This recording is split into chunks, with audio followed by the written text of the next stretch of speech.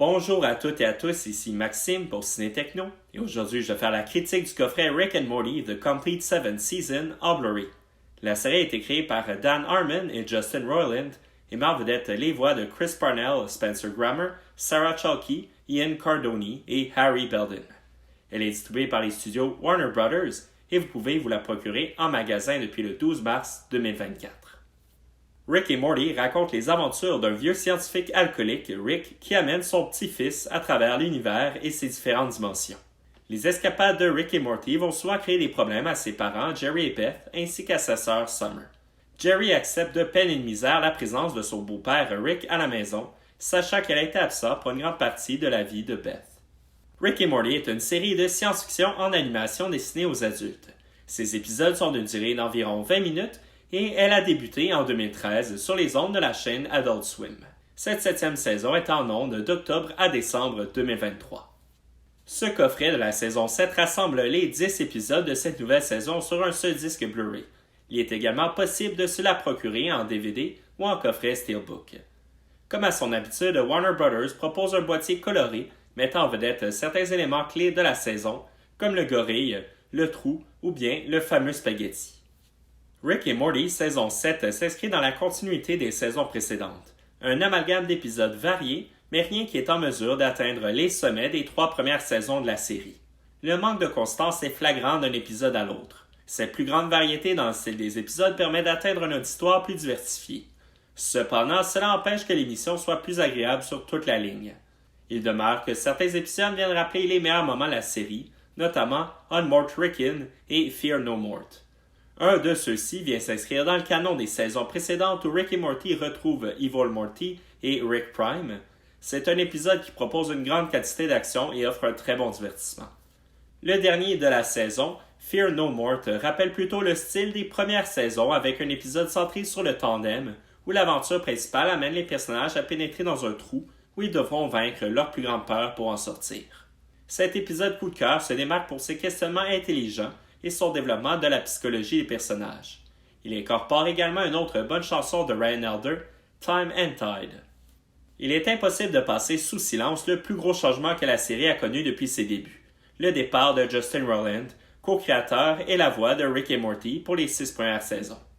Roiland a été remplacé par 2 personnes, Ian Cardoni et Harry Belden. La différence de voix se fait légèrement entendre dans les premiers épisodes, mais les 2 acteurs effectuent un travail remarquable au point qu'il devient facile d'oublier ce changement d'envergure, la différence étant bien trop subtile. Certaines vedettes d'Hollywood viennent également prêter leur voix à des personnages de l'univers de Rick et Morty pour un épisode comme Hugh Jackman et Liev Schreiber. Il est légitime de voir cette saison comme une des plus polarisantes depuis les débuts de Rick et Morty. Les auteurs se permettent d'expérimenter et cela ne fonctionne pas toujours bien. Ils vont même jusqu'à proposer un épisode où Rick est complètement absent avec Rise of the Numbericons, The Movie. Un épisode qui risque d'être classé parmi les pires de la série. Son message moralisateur est bien trop évident et les trop nombreuses références à Star Wars dans l'épisode font douter de la créativité des scénaristes. Il y a également parfois certains déséquilibres au sein des épisodes où le concept de l'intrigue occupe un trop grand espace par rapport aux personnages. Les références à la culture populaire sont nombreuses à travers les épisodes, mais l'histoire arrive à aller au-delà à quelques reprises. Le 4e épisode d'Azza Morte est un bon exemple avec le spaghetti douteux mais un message pertinent. C'est également le cas pour Mort Ragnarok qui se sert bien de références à la mythologie nordique pour offrir de l'action et des moments divertissants. Le transfert en Blu-ray permet d'apprécier la richesse des couleurs d'une série imaginative comme Rick et Morty. Les divers environnements de cet univers sont extrêmement détaillés et demandent certainement plus d'un visionnement pour en apprécier toutes les individualités. Piste sonore et format l'image, l'audio est disponible en anglais DTS HD Master Audio 5.1, en allemand Dolby Numérique 5.1 ainsi qu'en français Dolby Numérique 2.0. Pour les sous-titres, ils sont disponibles en anglais pour malentendants, en allemand pour malentendants ainsi qu'en français et en néerlandais. Le format l'image est de 1080 pixels haute définition. Pour les suppléments, il y a Inside the Episode pour chacun des épisodes de la saison, Inside Season 7, The Characters of Season 7 et finalement Directing on Mort Rickin. Les suppléments totalisent un peu plus de 30 minutes. Ces différents segments correspondent à ce qui est généralement proposé sur les coffrets précédents de la série.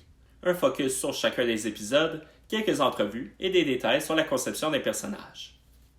Pour conclure cette critique, Rick et Morty saison 7 a encore du contenu intéressant à offrir aux fans de la série. Certains épisodes se démarquent par leur qualité, mais d'autres plutôt par leur surabondance de références à la culture populaire. Elle vaut le détour pour les fans de la première heure et indique bien que la série devrait arriver à être divertissante jusqu'à la saison 10, la dernière qui est actuellement prévue. C'était Maxime pour Ciné Techno. Merci beaucoup et surtout, bon visionnement.